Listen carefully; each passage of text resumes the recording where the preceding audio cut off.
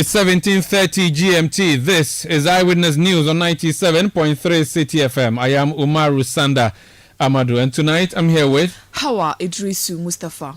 And coming up over the next 90 minutes. As a minister, I can tell you on authority that NPRA has since indicated that they have seen the processes and they think that SNIT can go ahead. National Pensions Regulatory Authority gives the all-clear for SNIT to proceed with the sale of its stake in 4 hotels to Rock City Hotel. We'll hear why the authority changed its mind about an earlier freeze order that it gave. Also coming up, the Atachia report on the leaked IGP tape is adopted by the House of Parliament, but without his signature. We'll hear from other members of the committee who have all signed on the report. And later on Eyewitness News, only out of some seeming hypocrisy that anybody would say that, because political communication is about comparison. Well, you cannot compare anything to itself or compare anything in a vacuum unless you refer it to something else. The New Patriotic Party jumps to the defense of its running mate, Dr. Matthew Opoku Prempeh, over that controversial comparison between Nana Addo Dankwa Akufo-Addo and Kwame Nkrumah. Stay with 97.3 Citi FM for more on this and many other stories on Eyewitness News. And in business, persons implicated in financial sector cleanup do not qualify to hold positions under fit and proper person criteria. This is according to Bank of Ghana. That's in 15 minutes from the City Business Desk. Eyewitness News is live across Ghana on a number of affiliate stations, including in the Western region on Premier 100.5, Beach 105.5, and Sky Power 93.5 FM, all of them based in Takrady. We are in the Bono region on Greener 95.9 FM in Sunyani. In the Ahafo region, we are on Hammers Radio 106.5 in Gwoso. In Ashanti region, we are on Orange 107.9 FM in Kumasi. In the Volta region, we are on Akpini Radio 96.7 in Pando and Heritage 107.3 FM in Hohwe. In the northern region, we are on Dasuma 99.1 FM in Yendi. And in the upper east region, we are on Word 88.3 FM in Zuarungo. If we go to the upper west region, we are live on Westlink 88.1 FM in Laura. And in the northeast region, we are on Eagle 94.1 FM in the hometown of the Vice President, Wale Wale. We are also on YouTube. Just look for the Citi FM handle on YouTube and follow the link. You get to see what we do here in the studio. You can alternatively go on Facebook, find the Citi FM handle there, and follow us. You can also go to our website, citynewsroom.com, where we have this broadcast coming for you. Let's know what you think of the stories we are bringing you by sending in your views. Talk back on 0549 986 996, 0549 986 996. You can send tweets using the hashtag CityNewsroom. My handle is at Umaru Sanda. You can also send your message to at City973. Hawa has our first story. The Minister for Employment and Labour Relations, Ignatius Bafo-Iwua, has announced that the National Pensions Regulatory Authority has approved the sale of 60% of SNIT shares in its hotel investment portfolio. The authority directed SNIT to suspend its negotiations with Rock City over the sale of 4 hotels pending further evaluation and engagement. Answering questions on the floor of Parliament, the Sector Minister Ignatius Bafo-Iwua confirmed that all due processes have been complied with. I will appreciate if my brother, my colleague, really read the directive from NPRA. It said it needed to be furnished with all my information relating to the sale of the hotels, which SNIT has since done that. So it wasn't like a direct decision that SNIT should not go ahead to do anything. But then SNIT can only go ahead when NPRA, which is the regulator within the field, had actually certified that they have seen all the documentation and the processes and they think that they are good to go. As a minister, I can tell you on authority that NPRA has since indicated that they have seen the processes and they think that SNIT can go ahead. Ignatius Bafuiwa is Minister for Employment and Labour Relations. So just a brief background. It emerged that the Social Security and National Insurance Trust, which owns some 6 hotels, 100% stake, has decided that it was going to offset or let go of some 60% of its shares in 4 hotels, including the Labadi Beach Hotel in Accra. That information was brought to the public domain by the Northern Member of Parliament, Samuel Okudzeto Ablakwa. It led to a lot of public commentary. Even there was a demonstration against that, dubbed the hands off hotel. That demonstration happened. Subsequent to that, in the melee, the National Pensions Regulatory Authority, as a regulator of pensions, of course, which is what SNIT does, gave an order to SNIT to suspend the planned sale until some negotiations that were happening and discussions that were happening concluded. Now tonight, based on what you've heard from the Minister for Pensions, who is also Minister for Employment and Labour Relations, Ignatius Bafuiwa, the all clear has been given by the National Pensions Regulatory Authority, NPRA, for SNIT to proceed. We are trying to get reactions to this. When we succeed in getting persons who comment on that, we'll give you their views and perspectives on this particular matter. But suffice it to say, now that SNIT has been given the green light, it will continue where it left off, because the assumption would be that NPRA has been satisfied with the information that was given it by SNIT, for which reason SNIT would proceed. And we have been told by SNIT that the best way out of this quagmire is to offload the shares of the states in these hotels, so that there will be proper management and some injection of capital into the 4 hotels so that they would become profitable. Currently, SNIT holds a view that is not a profitable venture continuing to run these 4 hotels. The Rock City Hotel, based in the Eastern region, is a company that won the bid for these 4 hotels and was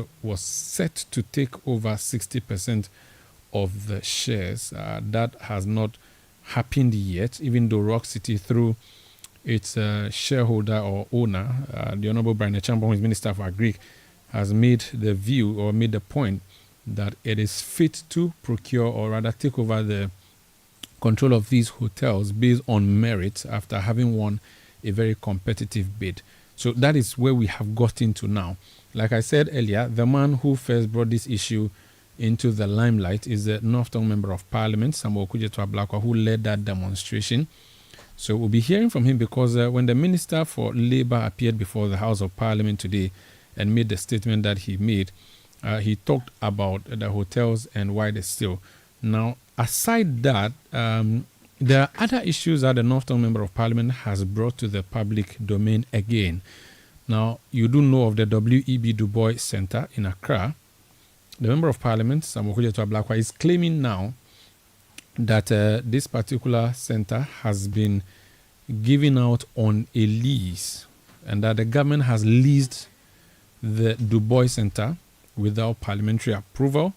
He's saying that the center has been handed over to a foundation which will take ownership of the center for over 50 years.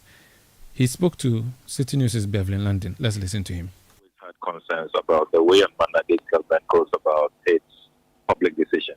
These are public entities. The W.E.B. Du Bois Center is such an important center. It's an iconic center. You cannot talk about our heritage, the soul of our nation, without the contributions of W.E.B. Du Bois.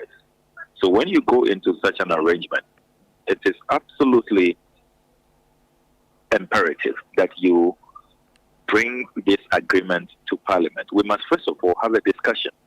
First of all, government should be telling us all the revenues they have generated from the W.E.B. Du Bois Center. What have they done with it?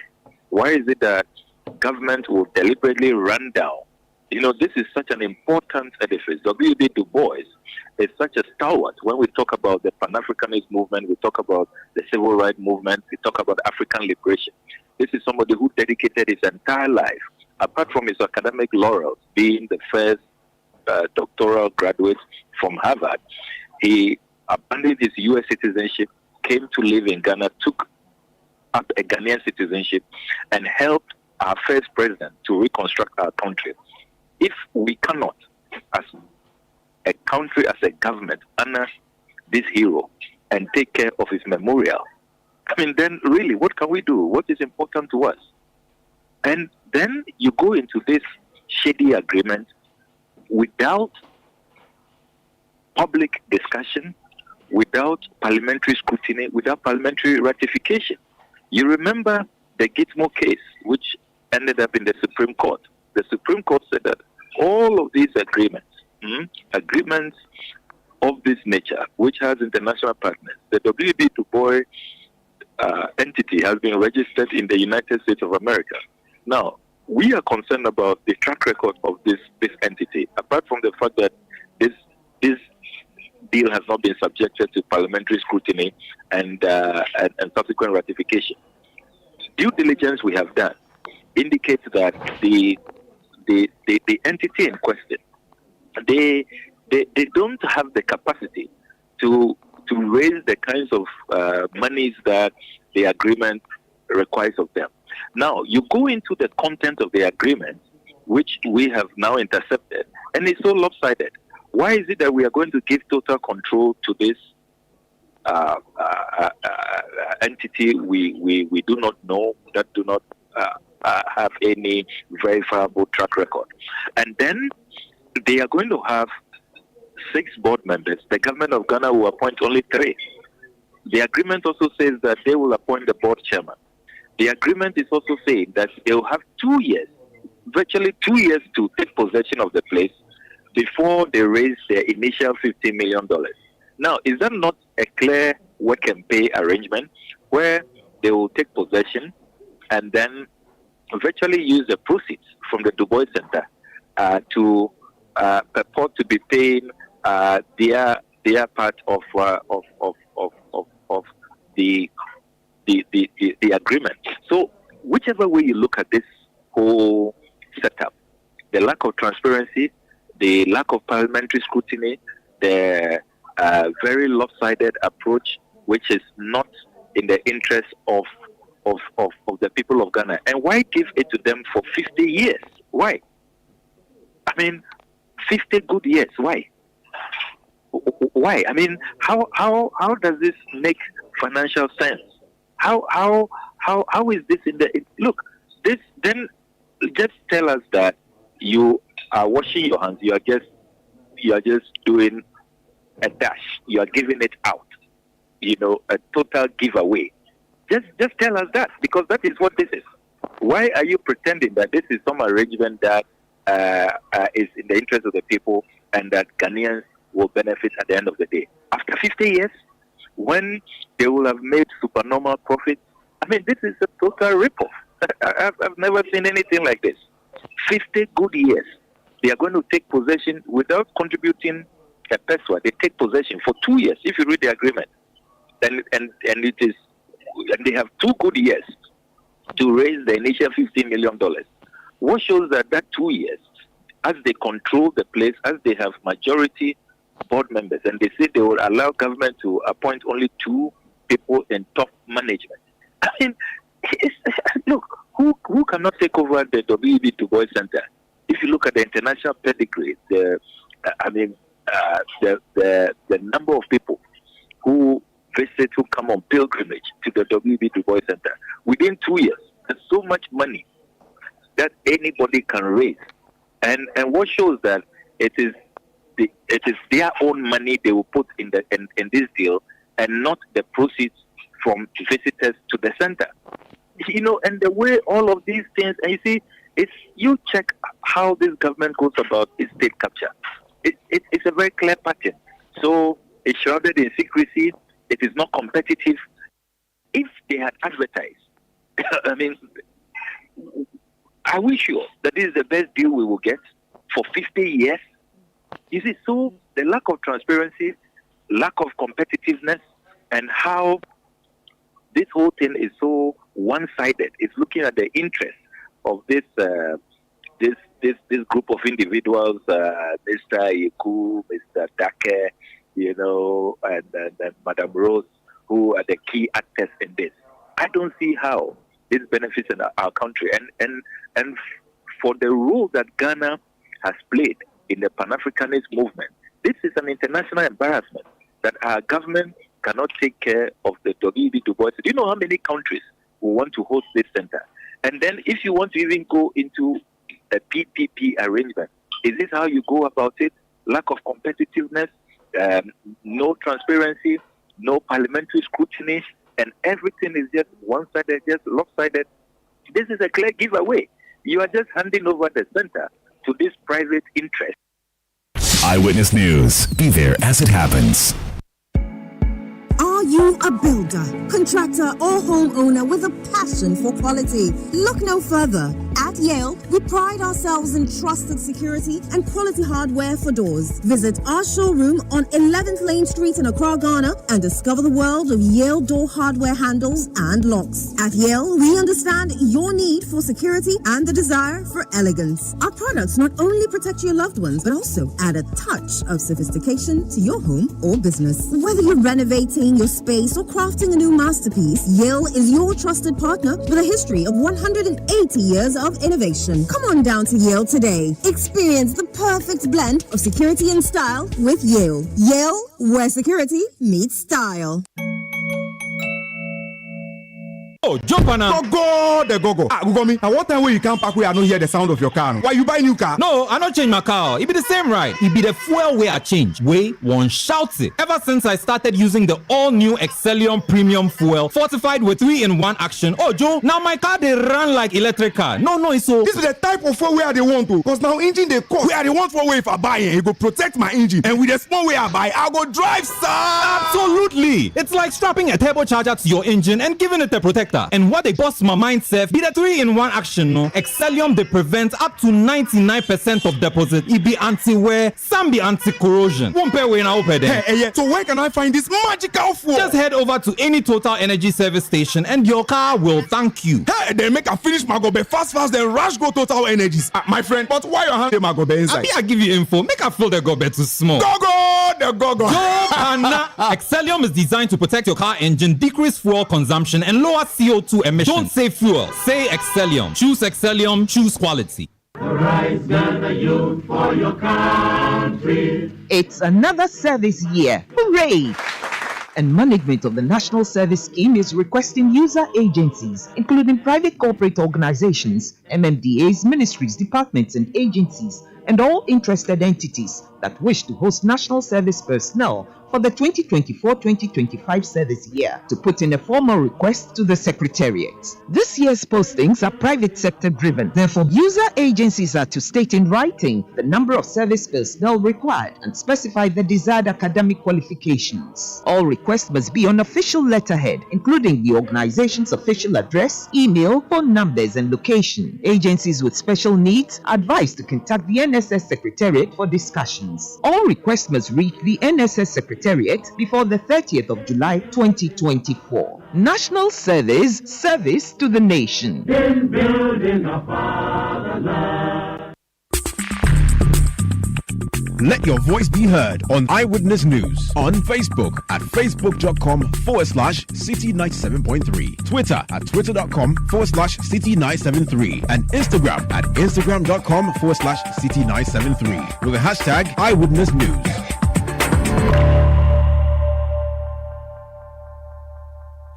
You're welcome back.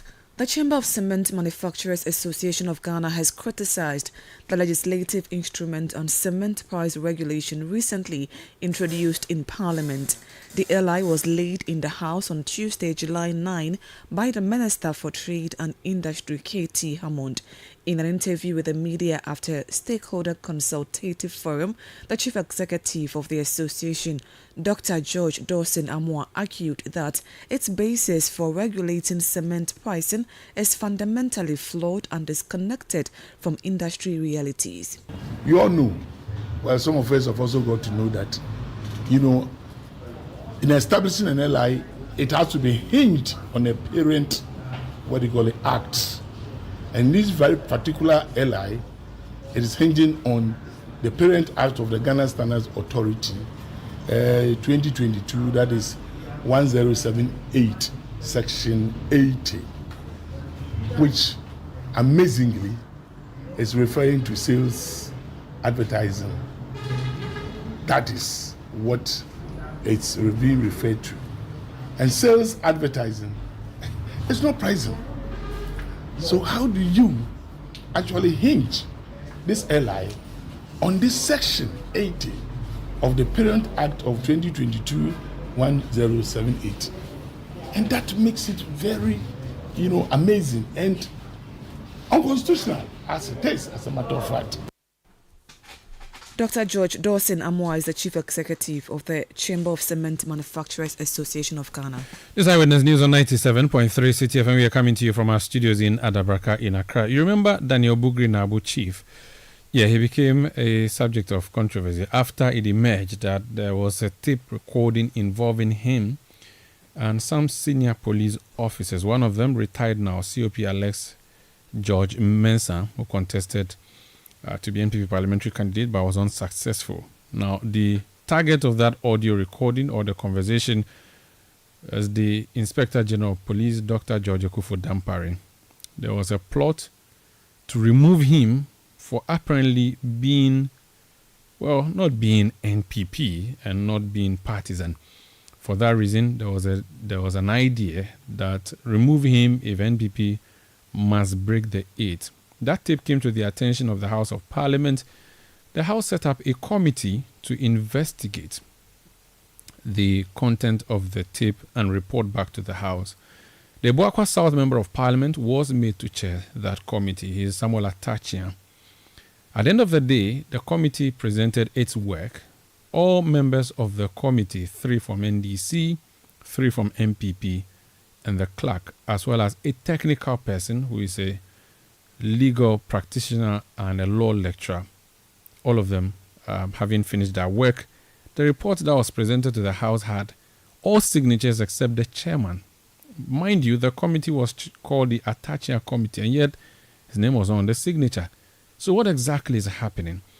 James Agalga was a member of the committee. You can call him the ranking on this particular committee or vice chair. I'm not sure what the proper title was.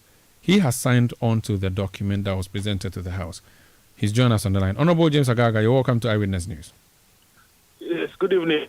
You are vice chairman, right? Hello, sir? Hello, sir? I'm having a difficulty hearing James Agalga. It appears there's a challenge with the network. We'll try and rework the connection. Hello. But, Honorable, can you hear me? Honorable Agalga, can you hear me? Hello? Yes, can you hear me, sir?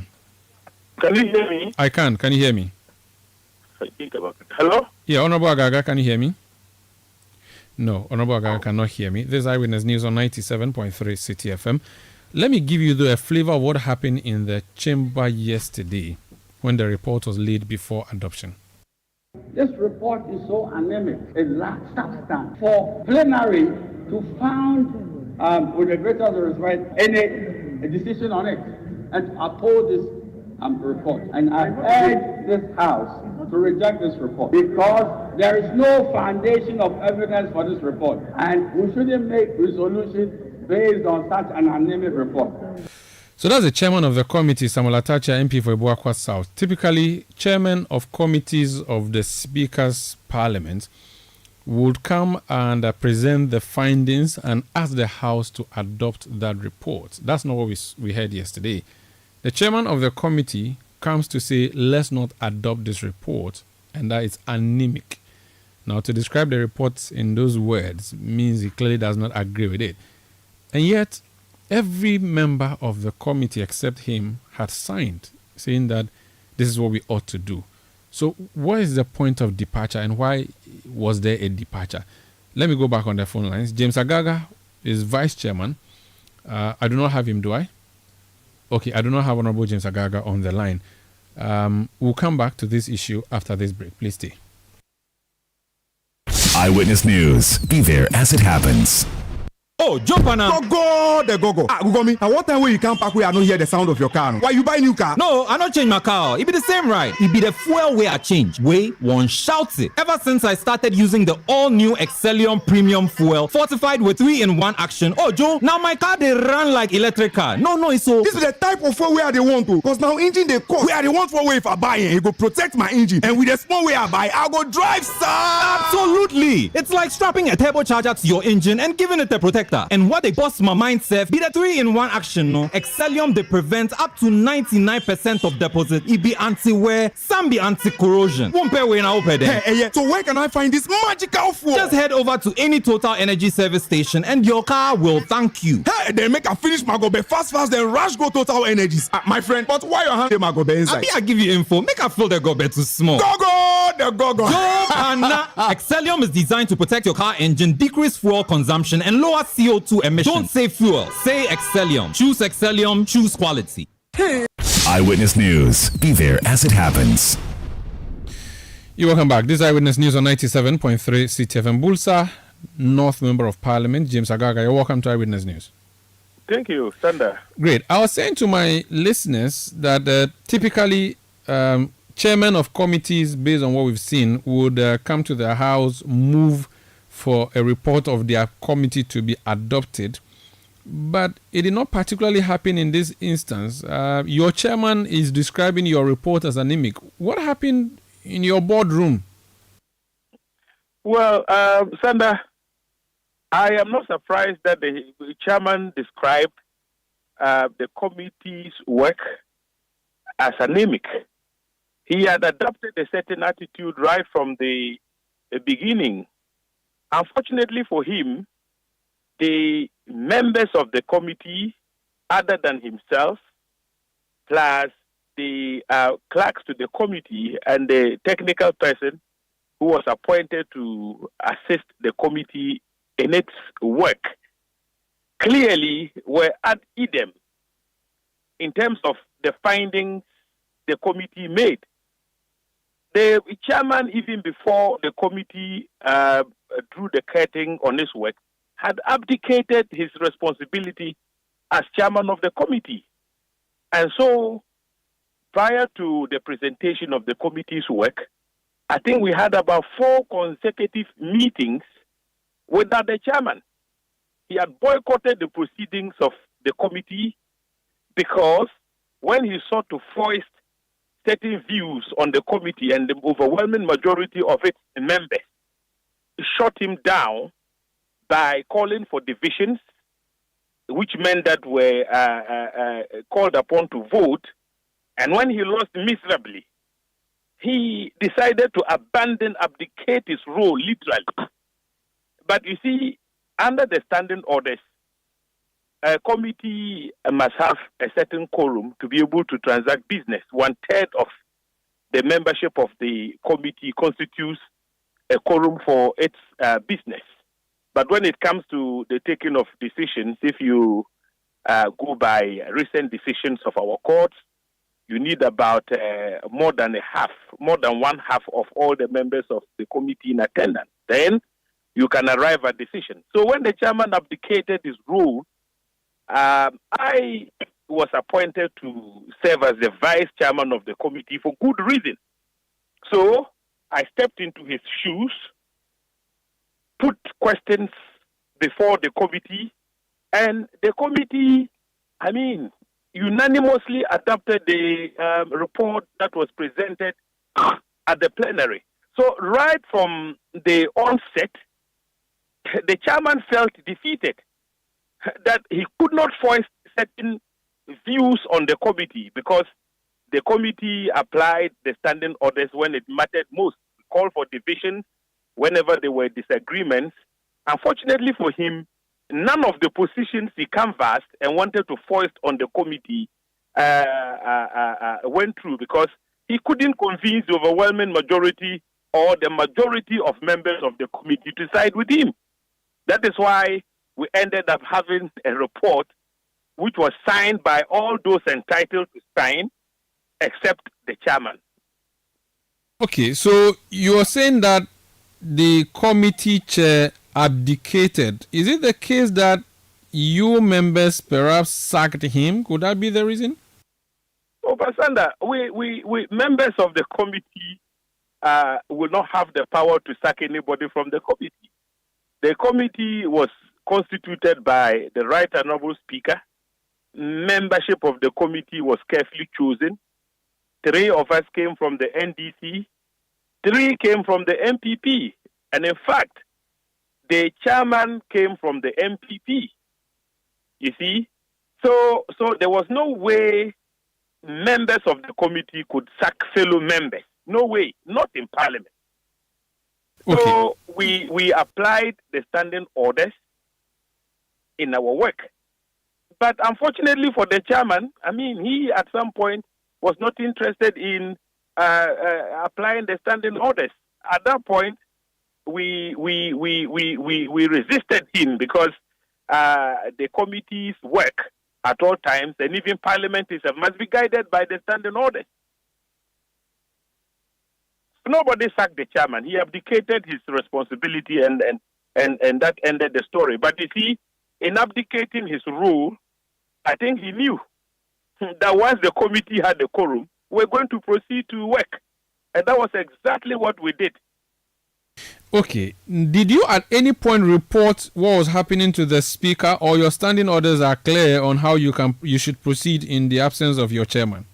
Okay, first of all, when a chairman abdicates his role assigned to him by the Right Honorable Speaker and you have a quorum, I mean, you can proceed.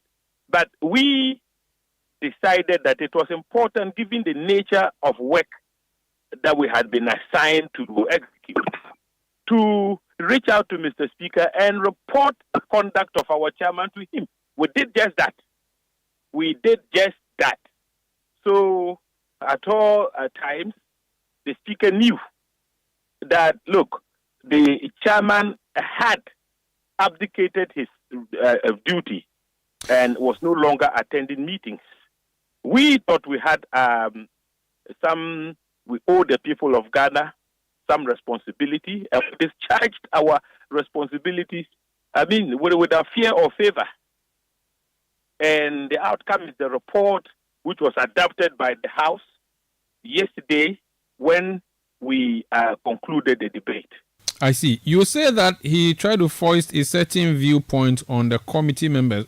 What was he asking you to do that you did not agree to in unison? Okay, so I'll give you an example.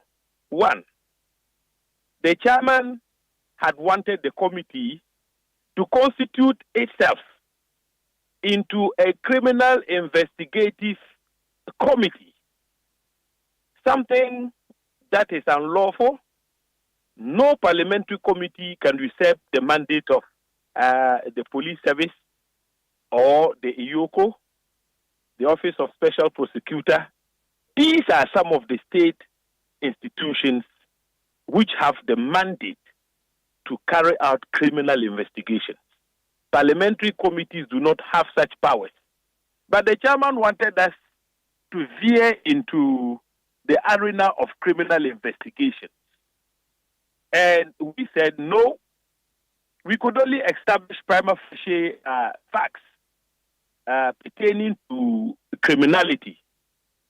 But even then, when we extended the opportunity to some witnesses we had invited to at least furnish the committee with some prima facie evidence in order to enable us to make certain recommendations, the witnesses' performance, their lack of credibility became very manifest.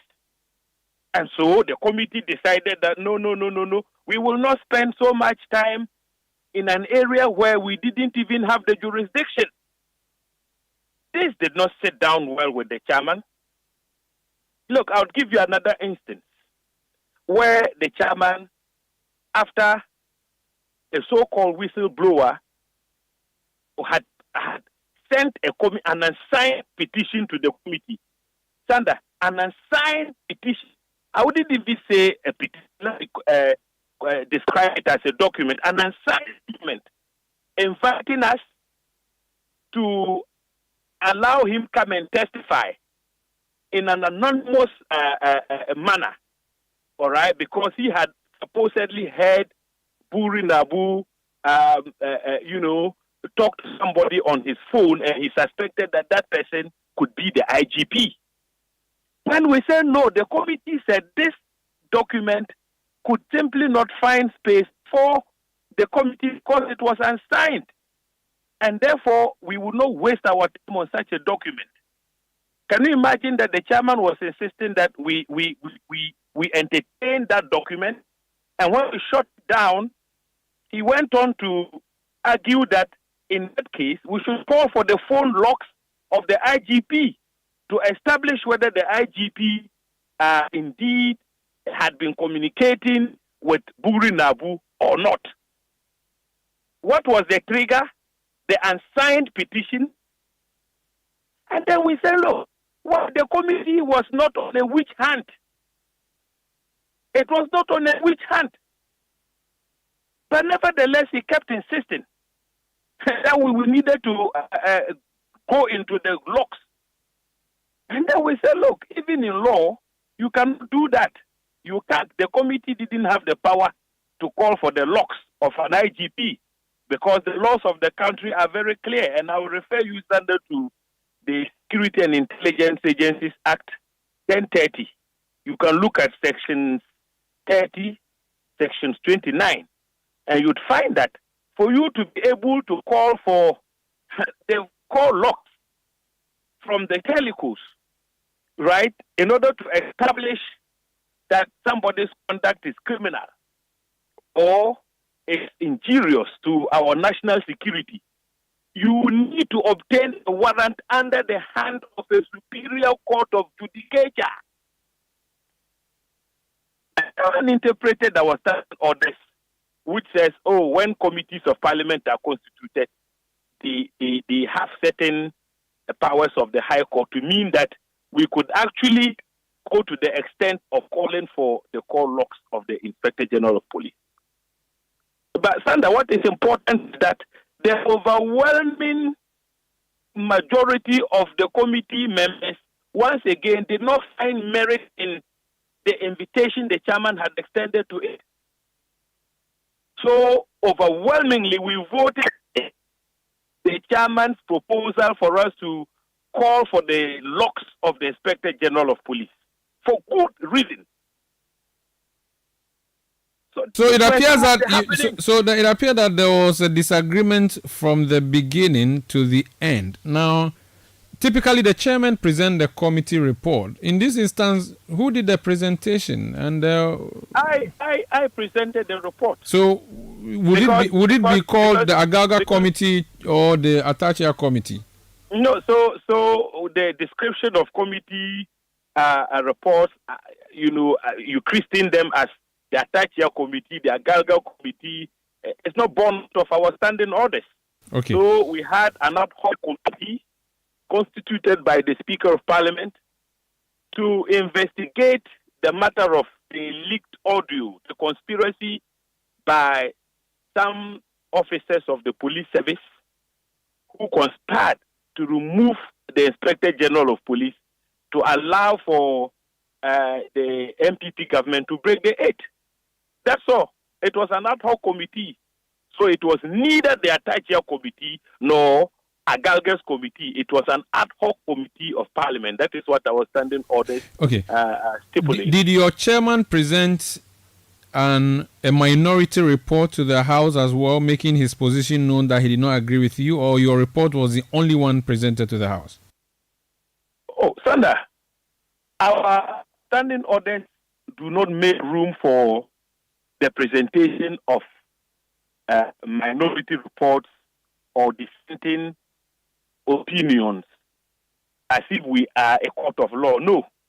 What the standing order says is that when committees meet, they must present reports before the plenary for debate. So, the committee's report was presented by my good self. The chairman who refused to sign the report took part in the debate. He canvassed his views, reasons why he did not signed the report and described the report as anemic and so on and so forth. At the end of the day, the House adopted the report the chairman described as anemic, just as 5 of the members of the committee, 5 reasonable minds, and that was the phrase I used yesterday, found merit in the report, adopted it, and signed it and presented it before the plenary. It was only the chairman, one mind versus 5 minds, who had opposing views. But he was given the opportunity to air his views before the floor. But at the tail end of the debate, the House adopted the report. So the report the chairman refused to sign is now the report of the Parliament of Ghana. Okay, so the Speaker instructed that report be forwarded to the President for action so that the recommendations of the committee can be implemented. If the President fails to implement the recommendations of your committee, is there anything Parliament can do, or you have done your work, washed off your hands, and you're gone? No. Parliament has an oversight mandate over the executive arm of government. And so the President is somebody whom I believe has sworn an oath to uphold the laws of our country, including the Constitution. The responsibility Parliament has discharged by constituting a committee and adopting its report is clearly part of its constitutional mandate under Article 106. So if the President fails to implement the committee's findings, he himself would have been violating the Constitution, and that could result in his impeachment. So it doesn't lie in the power. I am not going to implement. No. If he doesn't do that, Parliament will crack the whip. Our oversight mandate, would be invoked, and then the appropriate steps can be taken, including, initiating an impeachment motion against him. Very well. Thank you so much for speaking to us. Thank you, son. That's Honorable James Agalga. He's former Deputy Minister for the Interior, Member of Parliament for Bois North, and Vice Chairman of the ad hoc committee set up by Parliament to probe a leaked tape on plan which had persons conspiring to remove the Inspector General of Police, Dr. George Ekuffo-Dampare, from office. This is Eyewitness News on 97.3 Citi FM. We are coming to you from our studios in Adabraka in Accra. We are also around the globe on citynewsroom.com. Howard has some other stories for us. Now, Tesel Ghana has launched the More Money Promo, a new initiative to reward its loyal customers. The More Money Promo offers a grand prize of 1 million cedis, which can be won by customers who consistently use Tesel Ghana's services. This promotion is designed to give back to customers for their continued patronage following the company's recent rebranding. During an interview with Citi News at the launch, the Director of Consumer Business at Tesel Ghana, David Umo, stated that this promotion is the first of many exciting offers planned for the future as part of the company's rebranding efforts. We recently rebranded in March 2024, so we wanted to take the brand. The first step was take the brand to our consumers and let the consumers know the brand, let them feel the brand. Then sometime in Q2, which is July, we would now unveil offers like this. I think what I can guarantee you is that we have a lot of good offers across, that would, start popping up. This is just one of them. It's one of the things that we are saying. Thank you so much for being part of the journey so far. Thank you for being with us. Thank you for your loyalty. So we are giving it back. But we will have very innovative, very interactive, very engaging propositions that will be, giving out to our customers very soon. For the daily winners, the selection is done automatically.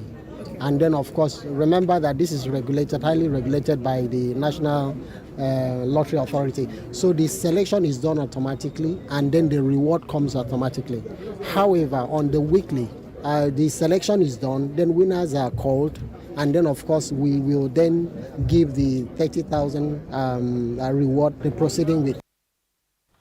We had a Director of Consumer Business at Tesel Ghana, David Umo. This is Eyewitness News on 97.3 Citi FM. Let's go back to Tuesday, the day Matthew Opoku-Prempeh was unveiled as running mate of the NPP. He made a statement at the Jubilee Park in Kumasi which has been very controversial. We have the director of communications of the party on the line. He's standing, or the party is defending Napoba. Just to refresh your memory, let's hear what he said.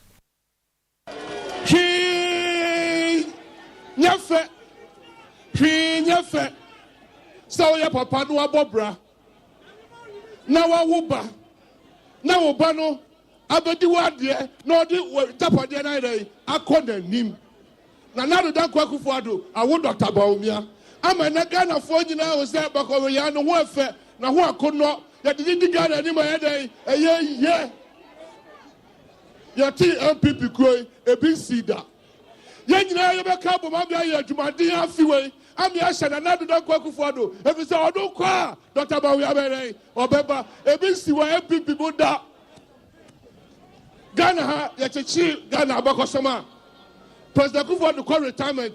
But if the Mr. Kesiri who said a free start 1957, Ebekane, Yenya President Bia Wabua Ghana Chen and Abdul Kufuor. Messi a free start 1957, Bekane, Mofamo Kwame Nkrumah, Mofamo Obia the Wabadi Mampania, Wabua Ghana who buy, and the Ghana Kolanim, Chen and Abdul Kufuor. Mekana say. Yadi jawa ne de oswa yadi jano no ofaswa ye manu ya akono eti na ye jira ha yamba de see 2008 de bi sibiobo.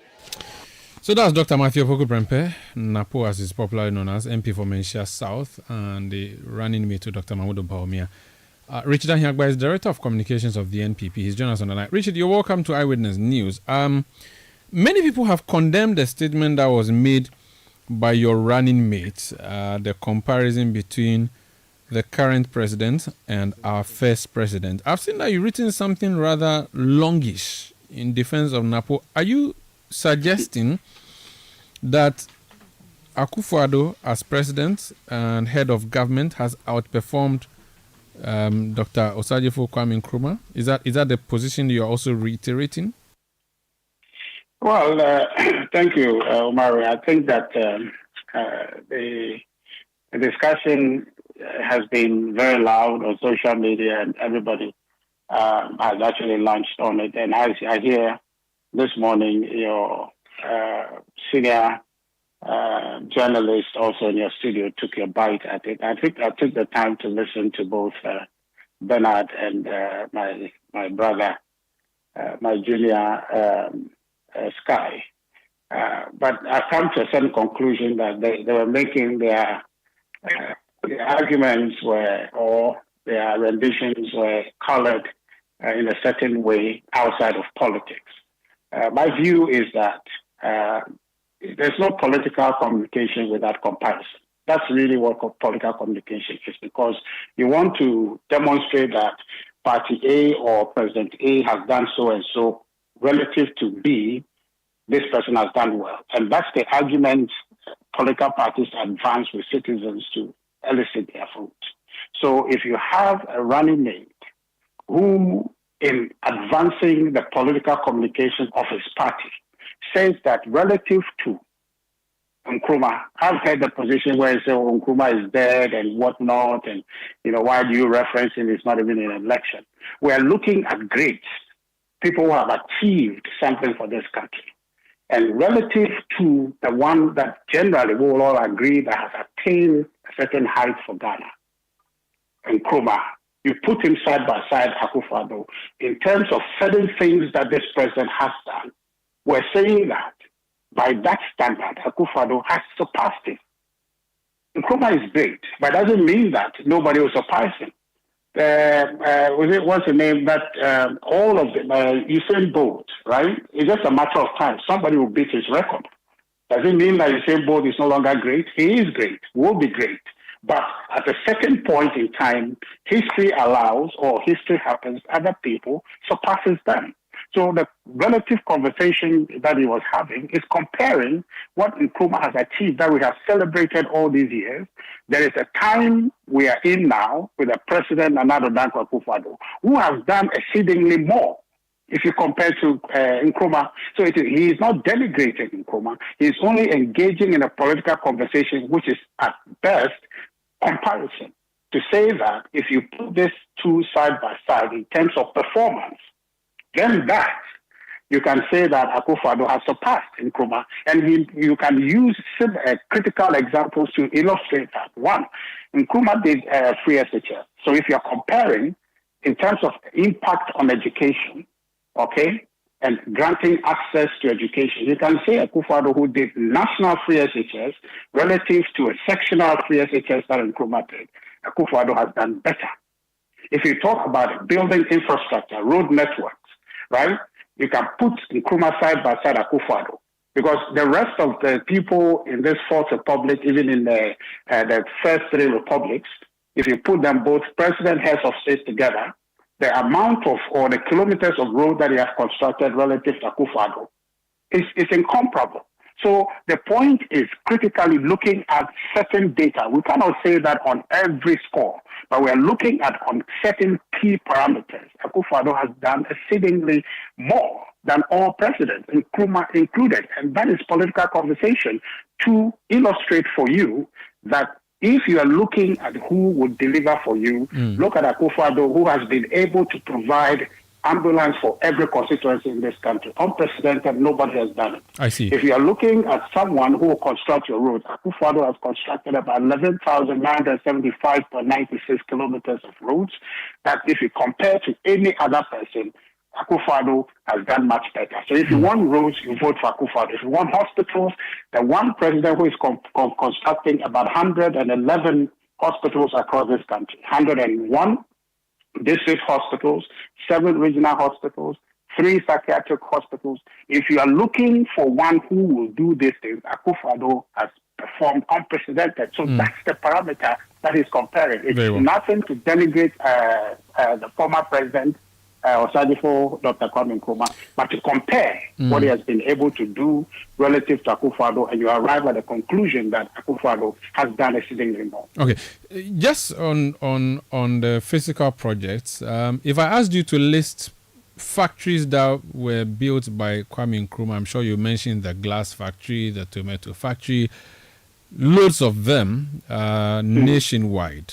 Your government promised to deliver one district, one factory, 261 or 2 district factories it should be. Can you name 5 factories that you have built in this country from scratch like Nkrumah did, like I listed, which would be comparable to what Kwame Nkrumah left, that you would say that pound for pound you have outperformed him? Well, I don't have any issues listing that to you, but Umaru, I think that we have gotten to a point where I think that you journalists will have to take some responsibility for these questions. You are asking me a question as if you don't know. If you don't know, we have built a performance tracker that has all of these things. So these questions are simplistic questions that I don't think that at your height you should be asking me. The point of the argument is that we have done so. If it is your contention that we have not built any factories, for which reason you want me to name you 5, you want proof, you should be able to verify that yourself. The issue, we've gone past that. That is elementary political conversation and got you type of moment. That's not the kind of journalism you should be doing. The point of what Napo was making is that... Don't worry. We had Napo. We had Napo. You've already explained. Yeah, but of course. No problem. Director of communication. Yes. Elementary is to list 5 factories that Akufo-Addo has built. Which factories surpass any of the factories that we know Kwame Nkrumah left behind? You are saying that's elementary, and is yet it your contention? Yeah. And yet. No. Let me land with a question. But you do not think. I'm not allow you to land. No, if I don't land, you cannot take off because you take off on where I land. No. Hold on, Director. Respectfully. Umaru. If you say that listing 5 factories is elementary, you do not think that listing 11,000 kilometers of road, that one is not elementary, right? But I haven't told you where they are. But you said you've done 11,000 roads. You've compared. You decided to do the thematic thing, and you decided that in education, Nkrumah did a localized or regionalized free SHS. Akufo-Addo has done a national one. You've also said that Nkrumah has built roads. Akufo-Addo has done better. So I was just trying, and you said hospitals. I was just helping you in terms of trade and industry. I have listed for you, Nkrumah has done so much. What has Akufo-Addo done? That's all I expected you to list. If you can list 5, to say that based on these 5, they outperform or surpass Paul Lugo Tomato Factory, the Awaso Glass Factory, is it? Maybe even look at the Tema Oil Refinery, all of these. If you could just mention 5, I'll be very grateful, and my listeners will be happy to be educated. Otherwise, we can end the conversation and call it a night. No problem. I'll be able to list to you, but the point I am trying to make so if you can list me, then please list them, please, so we can proceed. What is called Umaru? I have before me a long list of factories I can list for you. But I'm trying to say that let's not engage in this trivial journalism, because we have prepared for you a database of everything that we have achieved as a government. You should be able to leverage that and inform your listeners. Very well, no problem. That's fine. It's not going to solve the problem of what we have done. No problem. I have before me, I'm sitting in my office, I have a list of all the 1:1 factories before me. But I'm trying to let you know by way of informing your listeners that if you want to know this thing, which is what you, Umaru, want to let people know, go here because it's an independent, verifiable source. Very well. Okay, that we can do that. So let's not engage in this trivial journalism because it doesn't help anybody. I hear you. Let's inform the people. Let's help for the people to get the information. That's why we build the performance tracker, Omar. Thank you so much. You may want to kindly come and paste Channel 1 TV. We'll be happy to share with our viewers what you have done as a government. Please bring. We'll give you an invoice, and then you can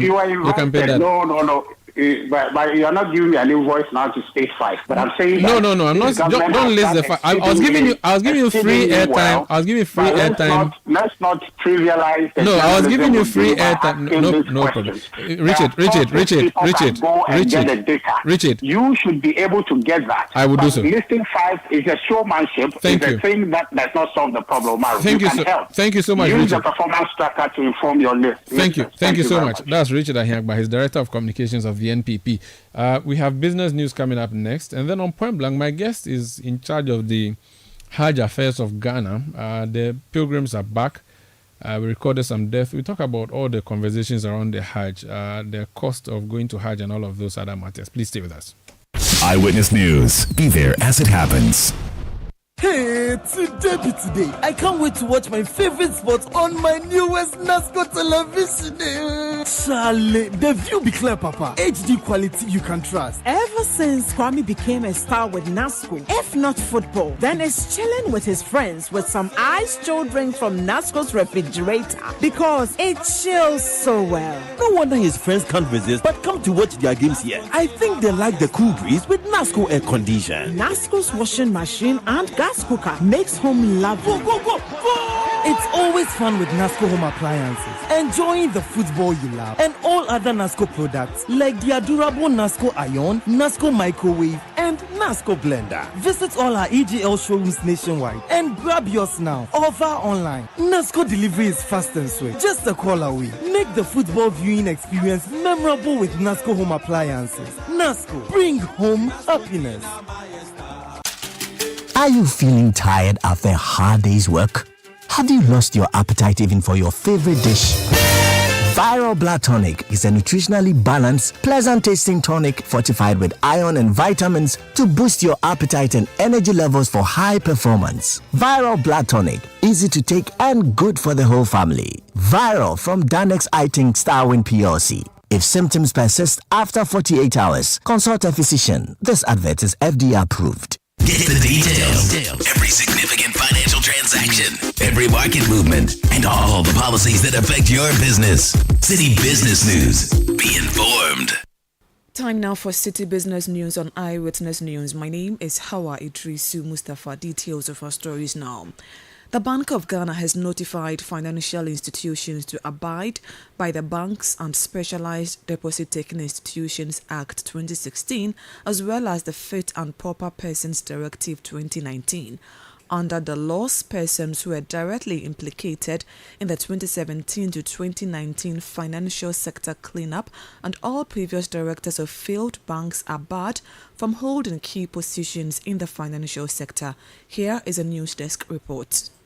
According to the central bank, poor corporate governance contributed significantly to excessive and imprudent risk-taking in the financial sector, ultimately leading to the failure of some regulated financial institutions, RFIs, licensed by the Bank of Ghana BOG, consequently resulting in the 2017-2019 banking sector cleanup, which cost the government over 20 billion Ghana cedis.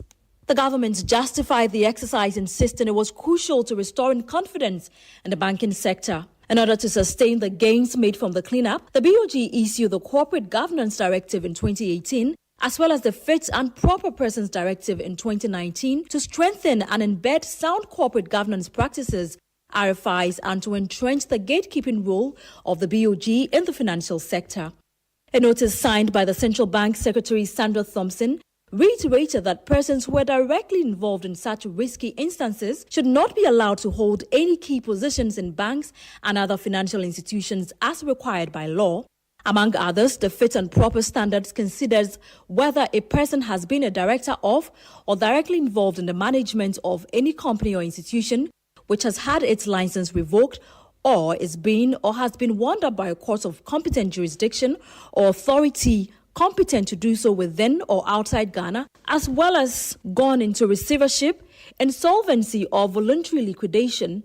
The BOG also reminded the public that persons who have been directly implicated in the 2017-2019 financial sector cleanup and all previous directors of failed banks and SDI since the enactment of the Banks and Specialized Deposit Taking Institution Act 2016, Act 930, do not qualify to hold key positions under the Fit and Proper Persons criteria. That was a News Desk report by Citi News' Nashika Caesar. Ahead of the presentation of the media budget review to Parliament, Finance Minister Dr. Mohamed Amin Adam is rallying the support of the banking sector to help it consolidate its fiscal gains. According to the sector minister, the banking industry's contributions towards growing businesses continues to remain paramount. Speaking on the sidelines of a stakeholders' engagement on the implementation of the 2024 budget with bankers, Dr. Mohamed Amin Adam assured of maintaining fiscal responsibility to spur growth under the IMF program. One of the measures we want to accelerate is our PPP arrangement, so that we can get the private sector participating increasingly in financing public investment projects. The banks will have to provide the financing to the private sector. Government is not able to take as much external credit as we could because we want to achieve our debt sustainability levels. And so the banks will have to come in and play that critical role of providing financing to the private sector. And this is one of the major reasons we are meeting with the banks. And so we expect the mid-year budget review to announce a few measures on how we can promote economic growth and to get the banks to appreciate where we are going and to be aligned with our expectations is really important because they will help in financing the private sector participation to enable us to achieve accelerated growth rate for the development of our country. We are discussing amendments to the Fiscal Responsibility Act, and so we are looking at various possibilities that will impose fiscal rules on debt levels, on the debt service to revenue. He had Finance Minister Dr. Mohamed Amin Adam. Meanwhile, businesses have been urged not to expect any lowering or elimination of taxes as the government readies itself to present the media budget review to Parliament in the coming weeks. In an interview with Citi Business News, tax analyst Francis Timoboy encouraged the government to find innovative ways to enhance compliance with the existing tax measures. You look at the 2023 and 2024 budgets, a lot of taxes were introduced. Some of them have not even been fully implemented. For example, the 5% plastic tax has not been fully implemented, and government had to suspend it because of the concerns raised by the plastic manufacturers. So any attempt to introduce a new tax at this time may not augur well for business community. He had tax analyst Francis Timoboy ending Citi Business News on Eyewitness News. My name is Hawa Idrisu Mustafa. Up next is Point Blank. Eyewitness News. Be there as it happens. At Attention, facility management professionals. Get ready for the event of the year, the IFMA Global Africa Conference in Ghana, August 1st and 2nd at the UPSA Auditorium, hosted by the International Facility Management Association's Ghana chapter. This is your chance to meet the world's top FM experts, thought leaders, and innovators. Immerse yourself in groundbreaking keynotes, interactive panels, hands-on workshops, and unmatched networking sessions. Explore the future of facility management in Africa's booming built environments. Don't miss out on the epic gathering of minds and ideas. The IFMA Global Africa Conference, August 1st and 2nd at the UPSA Auditorium. Be there. Proudly sponsored by Fides Group. To register or to sponsor, please call 0558 368 544. One of the best decisions you can possibly make at the start of your day is to tune in to the City Breakfast Show. Insightful, intriguing, intelligent, and informative. The City Breakfast Show offers an attractive alternative to the noisy mishmash of morning radio. Tune in to the City Breakfast Show for passionate discussions on issues that matter and enjoy interviews where duty bearers and decision makers have their feet held to the fire. The City Breakfast Show airs from 6:30 a.m. to 10 a.m. every Monday to Friday, only on 97.3 Citi FM. Eyewitness News. Be there as it happens.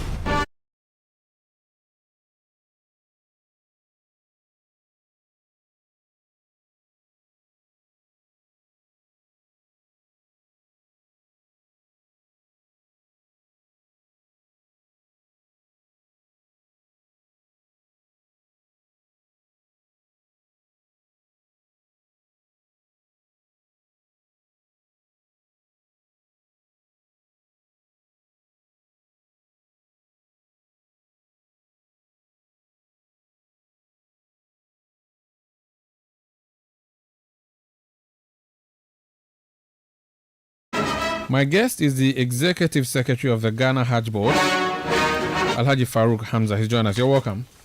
Thank you very much. Should I say salam alaikum to you? Wa alaikum salam. How are you doing? I'm doing very well. How should I greet someone who is back from Hajj? Should I say welcome back, or there's a special greeting? There's nothing special about it. I've seen a lot. I was in Kumasi for the Napo unveiling.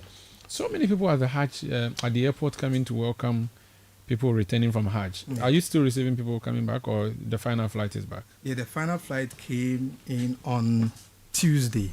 Oh, okay. Last flight came in on Tuesday. I see. Yes. Interesting. Let's talk about the performance so far. You went to Hajj, you're back. Talk to us about your assessment from your own perspective.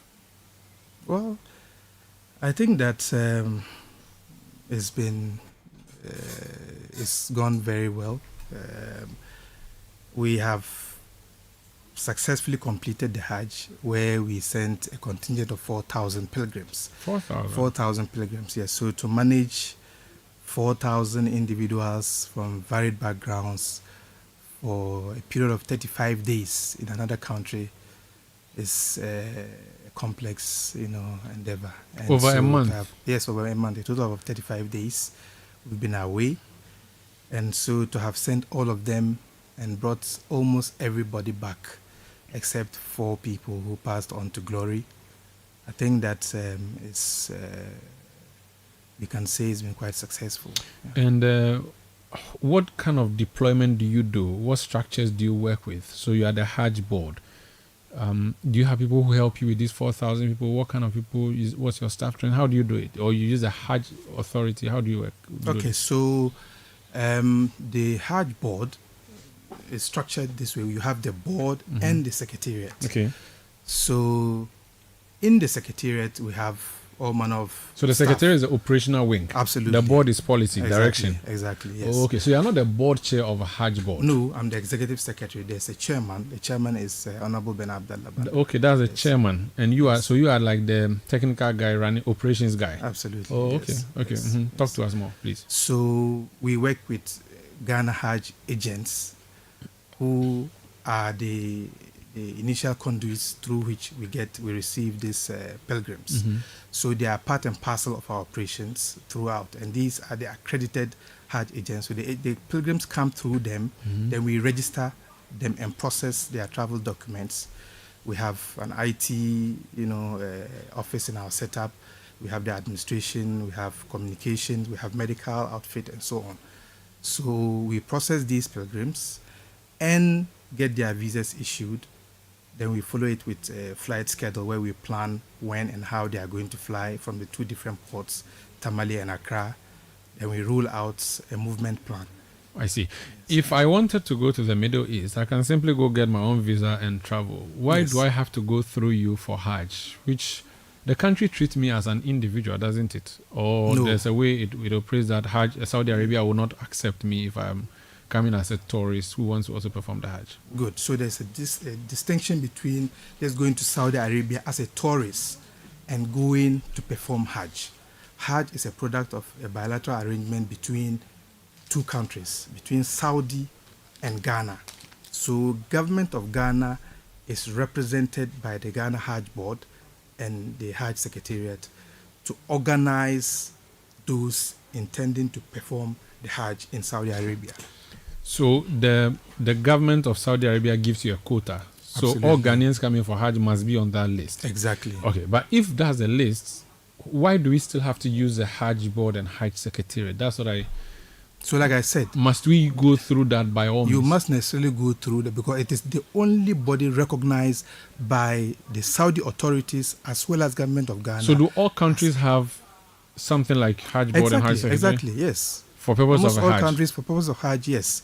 Because the Saudi government signs the Hajj agreement with one entity or institution for each country. I see. So in Nigeria, for instance, we have the NACON that represents the government of Nigeria and is the body mandated to carry pilgrims to Saudi. Of course, there will be companies or private entities working like we have agents here together with the Hajj Commission to then carry the pilgrims to There are people who argue against state interference or involvement in religious activities. What is the role of Ghana government in Hajj affairs? Does the Ghana government subsidize Hajj fares? What's the contribution? So if I were going to Hajj, what percentage of my expenses is taken care of by the government of Ghana? Okay, so historically, successive governments have always supported or subsidized Hajj from many, many years ago. So government has in various ways supported Hajj. As to the proportion of the cost government takes, it depends on the particular Hajj year and the particular government. So let's look at this just ended Hajj. What was the government direct involvement? Okay, so what does government offer? I know there's a Hajj village. That's a government thing. Exactly. Apart from that, what else does government do? So this year in particular, and even last year, government did not provide subsidy. Okay. Direct subsidy, as in contributing to reducing the fare. So it is the full fare that was paid or charged. Okay. Except, this year where we have the exchange differential, where you are looking at the rate in cedi having remained the same between last year and this year. Naturally, it means that the dollar equivalent would have, reduced. I see. So the Hajj village is given to you for free by the government? Yes. Or you pay for it? No, we don't pay for it. The flights, you rent them. Exactly. You rent the flights and bring them here. Exactly. And then they come and carry up. So all of these are you and the pilgrims and all the agencies that are involved. Absolutely. So government necessarily does not get involved, but government appoints the board, right? Exactly. So the board chairman is a government appointee. And all the board members. So they pay for, running of the board, but not necessarily for sending people abroad. Exactly so. Okay. Yes. And this happens every year? Every year. It's always been that since time immemorial. So after Hajj, the committee goes to rest until next year or until the next Hajj season.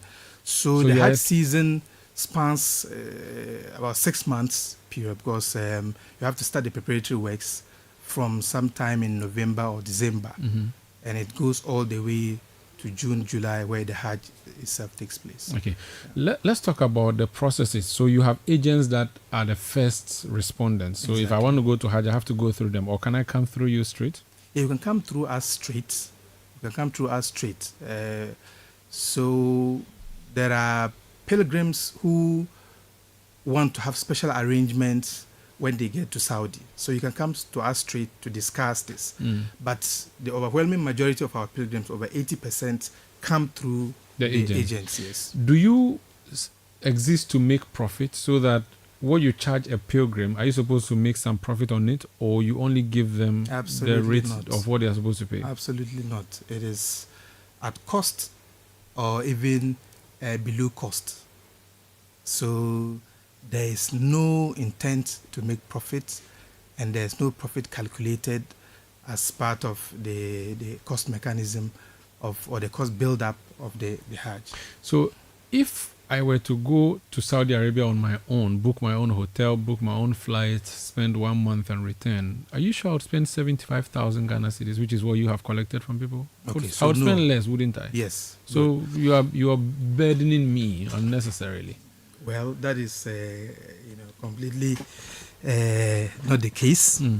First and foremost, if you are going to Hajj or to Saudi on your own, you would have to acquire visa, you would have to pay for flights, and when you get there, depending on how long you are going to stay, you'll have to pay for hotel accommodation. Depending on where you want to visit or what you want to do, you may pay for local or internal transportation. You will pay to feed yourself, and that is just ordinary tourism. But in the case of Hajj, the Hajj proper takes place at a location just outside of Mecca called the Holy Sites. So it is a city made up of tents only. So you must necessarily be there to perform Hajj. And going there to stay there for 5 days, has some minimum requirements that you have to go through to be able to get there. So you have to get permits, only special buses are allowed to go there, and you have to pay to have tents allocated to your group or your country, and you have to pay to be fed throughout the period you are going to be there. Ground handling services will take place whilst you are there. And this is a city that is, like I said, it's a tent city, but fully air conditioned with all the infrastructure and amenities you will expect. And you are going to be charged for all those services that are going to be rendered to you there. So ordinarily, if you were traveling to Saudi for tourism, you wouldn't go to such a place. And so the cost associated with moving to the holy sites will not be part of your cost calculation. So for those who, for instance, went on their own using tourist visas, they bypassed or avoided all these costs. So they were also not permitted to even go to the holy sites, let alone perform the Hajj. So if you don't go through the Hajj board or Hajj secretary, you cannot perform Hajj? Yes, except if you use unapproved or unauthorized means to get yourself there. And it is one thing to even find a means of getting there, and it is another thing to sustain yourself whilst being there, because you can't be at a location for 5 days without having proper accommodation. The tents are a form of accommodation where you live there and you'll be fed whilst you are there. So for those who go to that place on their own, mostly they wander about under interchanges, under bridges, and open sand, and they are the ones that were affected mostly by the heat strokes and so on. Let's talk about the political side of the cost of Hajj. John Mahama, as of the time he was leaving office, his government was charging 11,000 cedis for people to go perform Hajj. Under Akufo-Addo's government, you are charging 75,000 Ghana cedis. Why? Okay, so thank you very much. Maybe before I even move to 11,900 from President Mahama's time to the 75,000, when President Mahama took over, or the NDC government took over from the Kufuor government, it was not 11,900. It was under 3,000. Okay. And so certainly something must have accounted for it moving from that point to 11,900. Mm-hmm. So yes, it has gone up from 11,900 to 75,000 cedis. But what's the difference? Until recently, the Ghanaian pilgrims who went to perform Hajj did not have included in the cost build-up feeding throughout the period of their stay in Mecca. So it was just the board or the committee getting you to Mecca, Mm-hmm. and then taking you to the holy sites where you perform the Hajj. Of course, during the holy sites, you'll be fed. But beyond that, during your stay in Medina, during your stay in Mecca, and we are talking about a period of close to 30 days that you're going to be in Saudi, Mm-hmm. feeding was not part of the arrangement. The even transportation arrangement that was done there is quite different since the time of President John Mahama. Mm-hmm. Of course, things have also not been the same in the Kingdom of Saudi Arabia. You would So the be additional, well aware so the that- additional costs are transportation and feeding. Not just that. I'm just saying, so Yeah, that's it's part of it, additional- yes, exactly. So in the past, if I had gone to Hajj in 2015, I would not have been fed. I have to feed myself. Is that what I'm saying? Absolutely. I would not I would not be transported. You would be transported, but the type of transportation that was used then is not the same now. What's the difference? Okay, so the Saudi authorities for the past almost 10 years decided to withdraw all old transportation or buses that were used for purposes of Hajj, and gave conditions for only transportation of certain minimum standards. But still to a be bus, used. isn't Yes, it? And yes. and they were So paying the for the cost, bus in of the course, past. so the cost will not be the same. But they were paying for the bus in Yes, 2013. but if you're paying for a bus at 10 cities, and now you're paying for a bus that is of higher standard at 20 cities, the cost cannot be the same. Oh, if I was paying for Chololi in 1997, Yes. the rates that I charged then would be similar to what I pay for. So if you are paying for a Chololi, let's say 207 you bus are bus now. using Trotro or 207. It's still the same bus. cost. It's still the same cost of transport. So it's not like transportation cost is a new thing. It's always if they've always been paying for transportation, then they are still paying for transportation. So yes, I don't but- get it how but different it is different if you are using a Trotro bus compared to say an STC bus. Yeah, if So you're the paying, cost if you're will not be using- the same. But if you're doing You will STC, pay- so if you- you're doing STC, it should even be cheaper because of the occupancy. No, I'm just using the type of bus. Okay, fine. Not I'm saying the- that transportation was Yes, being paid for yes. is now being paid for. Exactly. So leave that out. The only thing I would accept is that food. They were not paying for food then. They are paying for food now. Even that one is subject to verification. You can't just leave it out because, for instance, let me even come to hotel accommodation as well. Mhm. They were being accommodated all right, Mhm. but they were accommodated, for instance, in Medina, at locations that were very far from the holy site where you are expected to spend much of your time praying. So if you brought the people, or if you've now brought the people close enough to the location where you cut down on their, movement cost and the standard, where they were even living in hotels that you find bed bugs and hotels of very, very poor quality, and you move them to accommodation that befits or that is an improved version of what they used to experience. You certainly would not expect to be the same thing. But that aside, we all know that taxes or taxation was something not known in the Kingdom of Saudi Arabia. They've introduced taxes. They've introduced taxes. So we pay taxes for We going to pay Hajj. taxes, and they've introduced all manner of taxes, including VAT, But you on know, almost all their services. are you not ignoring the elephant in the room? Which elephant is that? Your government, the one you are part of, mismanaged the economy so that the exchange rate of 2016 is different from the exchange rate of today. And so the real reason that people are paying so much is because your government has failed to manage the dollar. Why? When are you going to mention that as one of the elements? I don't think. Of course, dollar is a factor of the cost.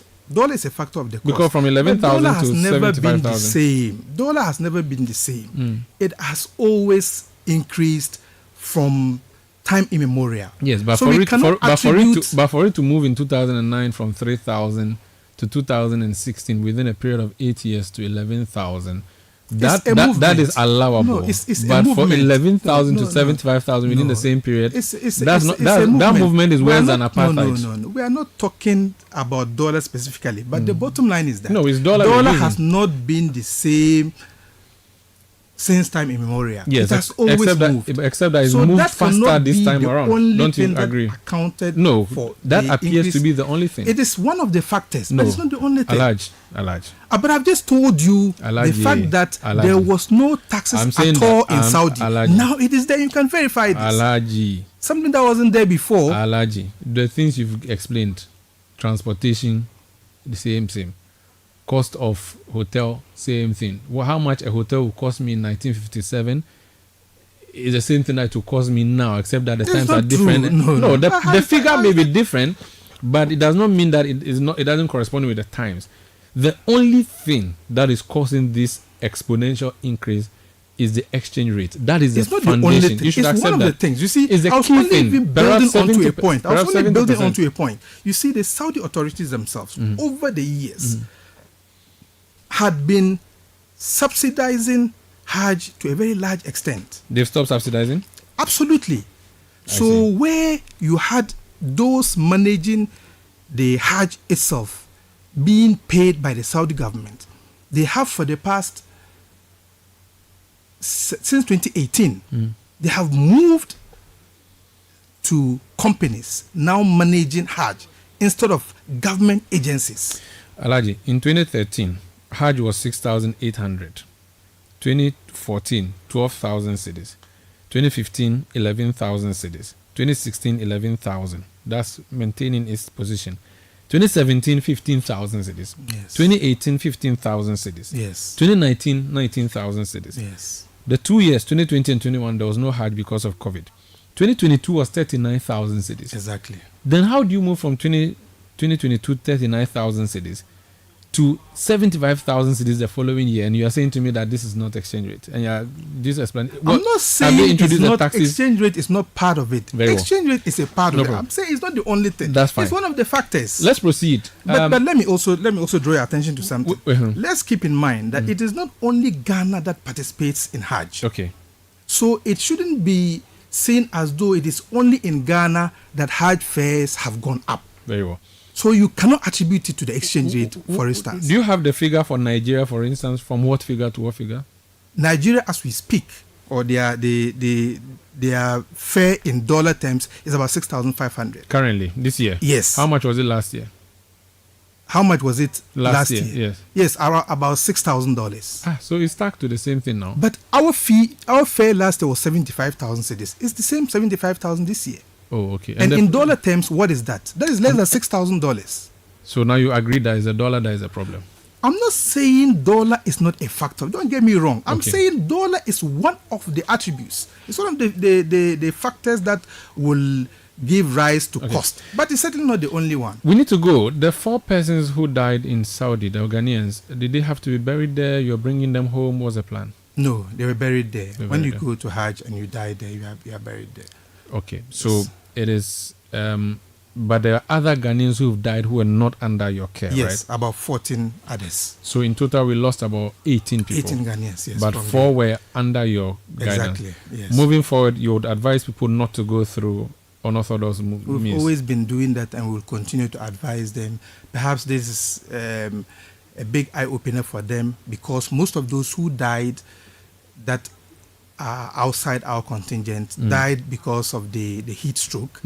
In Mina, the holy site, like I said, it is a tent city where everybody's supposed to be in their tents, and these people didn't have places to accommodate themselves. So they were in the open spaces and under bridges and so on. So they died as a result of the heat.